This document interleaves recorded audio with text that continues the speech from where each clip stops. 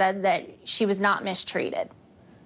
Sarah, let me ask you this. There was a moment in the campaign when you were working for Carly Fiorina when Donald Trump said about Carly Fiorina, I mean, look at that face. Would you want to vote for that? How did you understand that? How did the campaign understand that comment during the campaign?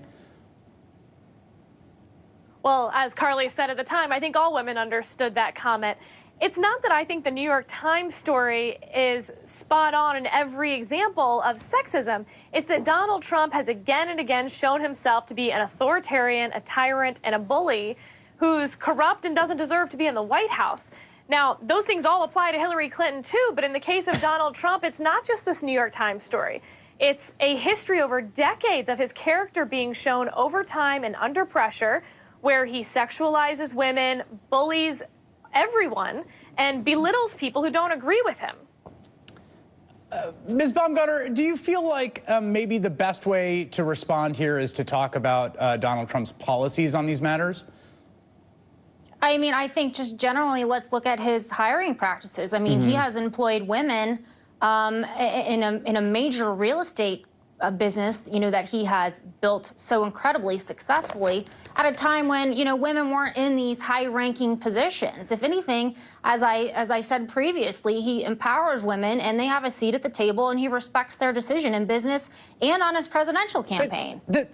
I think the thrust here, right, and I'll read you from this 1997 New Yorker story, which is about a woman that he hired at Mar-a-Lago, a doctor. I asked Trump where she had done her training. I'm not sure, he said. Baywatch Medical School. Does that sound right?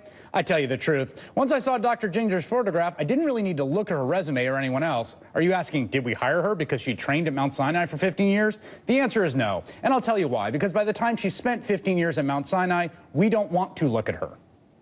I mean, yes, he hired her, but the thrust here is that every way that he evaluates women tends to be primarily based on their looks. I mean, the guy ran a beauty pageant. I think the thrust here is that we're not talking about the election in totality. Number one, Mr. Trump has garnered historic support, and that includes women, stay-at-home moms, working, single women, you name it, from all walks of life. And they are excited to vote for him and to elect him as the president. Secondly, let's talk about Hillary Clinton, and let's talk about how her husband has treated women. So why don't we start pointing that out? But her husband isn't running for president. Well, but they are married, and it does reflect on her, and she has been part of every situation in putting out fires and threatening the women that he has extramarital affairs with. Sarah, do you think that there's lasting damage on the table here in terms of how women in America perceive the Republican Party through the personage of Donald Trump? Well, I hope that women and all voters can distinguish between Donald Trump and conservatives, because he's certainly not a conservative. I mean, I'll tell you what. But he's got. Wait a second. He's got the nomination. He's got the nomination of the Republican Party. Policy. Be that as it may, she couldn't talk about policy because he doesn't have any. Anytime he states a policy, within hours he's retracting it, reversing it, or days later having to say that actually that was just a suggestion. There are no policies in the Trump campaign aside from his Twitter account. What do you think about that, Ms. Baumgartner? I think that, you know, I'm sorry that your candidate is not still currently in the race. You know, we are engaging in developing policies and rolling those out as we proceed to run for the presidency and the general election, and we are the nominee. He just took back his tax plan. You rolled out a tax plan, and then you took it back. What policy should we believe him on, even if he does say that they're his policies? Minimum wage. He's reversed on that. His pro-life stance. He was pro-choice, then he's pro-life. Then he wants to punish women. Now he's not sure. And anytime he gives a policy, he has to retract it.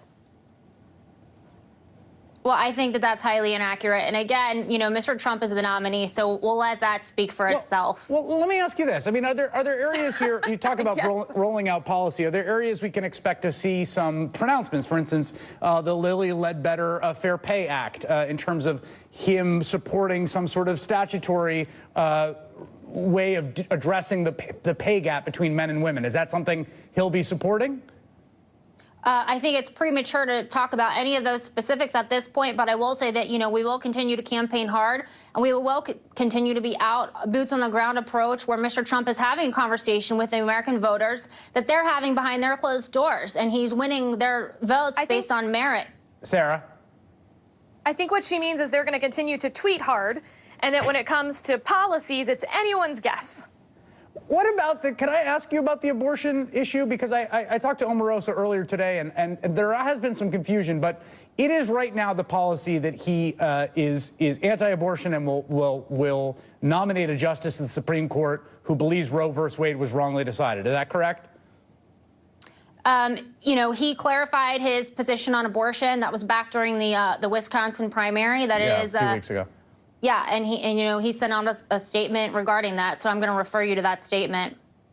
All right, Hallie Baumgardner and Sarah Isgur Flores, thank you both. I really appreciate it. Thank you.